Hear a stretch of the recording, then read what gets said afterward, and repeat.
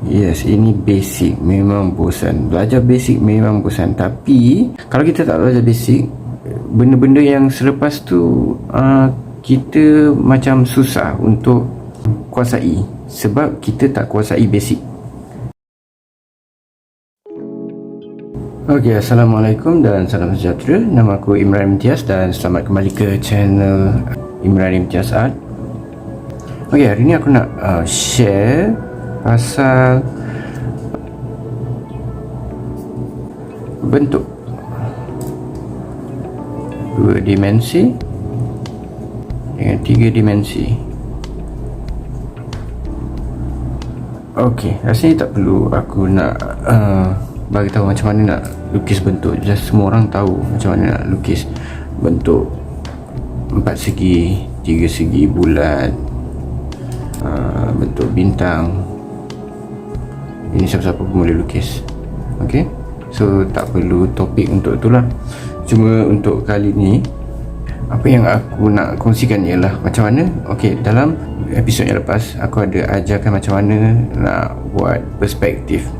Aku ajarkan macam mana perspektif tu berfungsi. Mungkin ramai yang tak berapa faham kot. Sebab tu adanya topik yang sekarang ni, iaitu kita belajar pasal bentuk-bentuk 2 dimensi dengan 3 dimensi lah. Jadi kita akan masukkan bentuk-bentuk 2 dimensi ke dalam perspektif. Kita tengok macam mana rupa dia supaya kita akan lebih faham pasal perspektif lah. Okay, first kita buatkan horizontal line dulu. Selepas tu kita decide dekat mana vanishing point dia. Dekat situ lah perspektif bermula. Okay, contoh dekat sini, vanishing point kat sini Alright.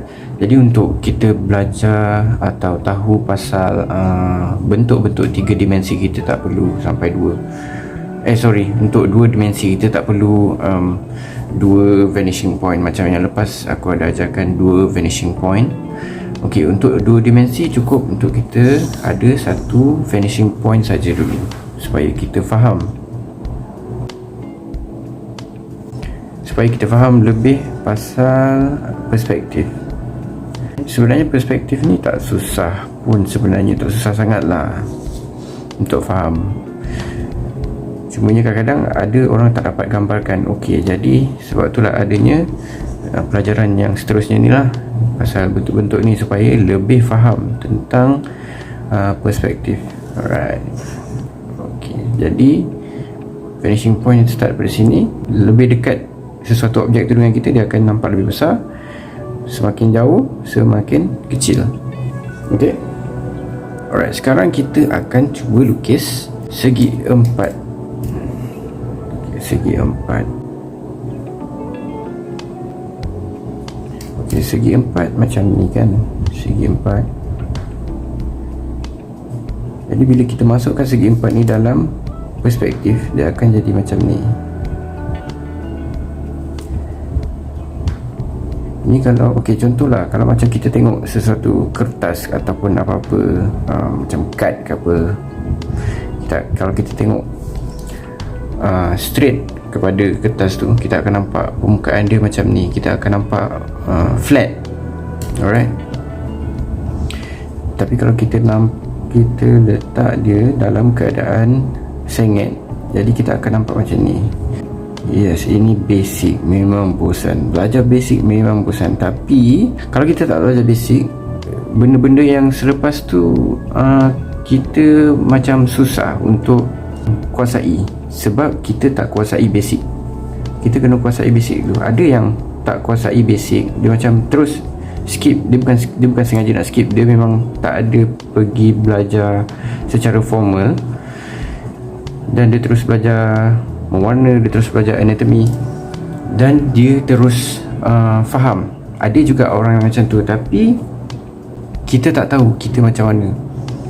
Kita ni jenis terus dapat ke apa. Ada orang yang dilahirkan dengan kelebihan tu, tapi tak semua. Okey, macam aku cakap tadi, dia akan rupanya macam ni lah kalau segi 4 dalam perspektif. Okey, macam mana kalau bulat, bentuk bulat dalam perspektif. Okey, jom kita buat dulu. Macam biasa kita buat ni dulu. Kita buat garisan halus. Sebab tu aku ada cakap garisan halus, garisan tebal penting. Sebab tu aku ada ajarkan masa video episod yang pertama lagi, aku ada ajar nilai-nilai garisan. Okey, dari petak ni kita masukkan bulat. Okey, macam mana nak buat bulat menggunakan petak? Okey, macam ni. Ni petak, alright, segi 4 tepat. Kita masukkan je bulat. Okey. Lepas tu dan bila kita dah dapat bulat kita, kalau kita padamkan, sebab tu kalau yang untuk guideline ni kita buat nipis je supaya kita akan padam guide untuk kita buat bulat ni, dan kita akan dapat bulat. Ini kalau bulat yang flat lah. Okey, jom kita teruskan buat bulat dalam perspektif. Kita buat slow dulu. Tekanan pensel tu tak payah terlalu, cukup untuk kita dapatkan dia punya suggesting line. Sebenarnya ada cara yang lebih rumit untuk buat bulatan. Bila yang lebih rumit, sebenarnya dia akan lebih tepat. Tapi korang nak ke belajar yang tu, boleh, aku boleh ajarkan. Tapi tak apa, kita nak belajar basic je dulu. Kita nak dapatkan basic pengetahuan saja dulu. Okey.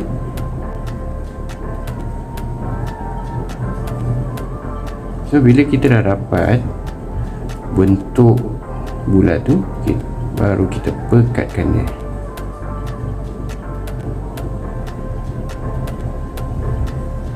Alright, seterusnya apa? Seterusnya kita try buat 3 segi.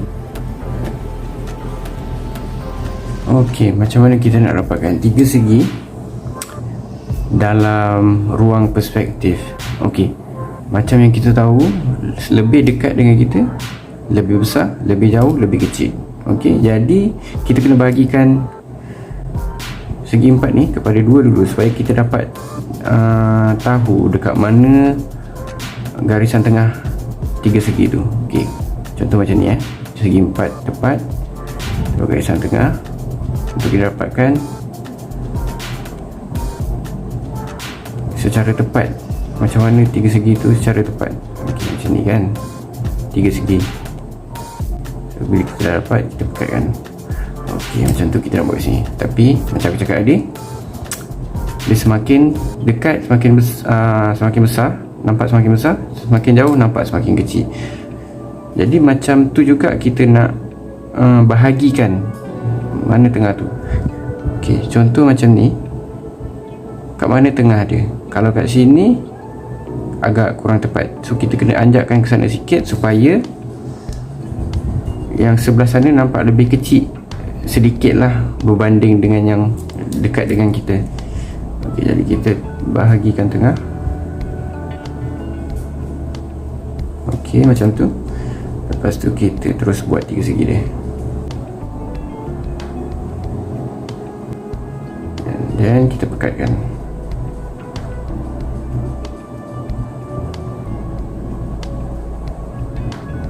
Alright, so sekarang kita dah dapat faham lebih pasal perspektif, sebab kita dah nampak, sebab kita dah letakkan objek dekat ruang perspektif tu. Jadi lebih fahamlah tentang pelajaran yang sebelum ni, episod yang sebelum ni, kita dah lebih faham tentang tu. Okey, lepas ni aku akan sharekan pula macam mana untuk kita masukkan bentuk-bentuk 3 dimensi ke dalam ruang perspektif. Tapi itu untuk episod yang seterusnya lah. Okey. Alright, terima kasih. Assalamualaikum dan salam sejahtera.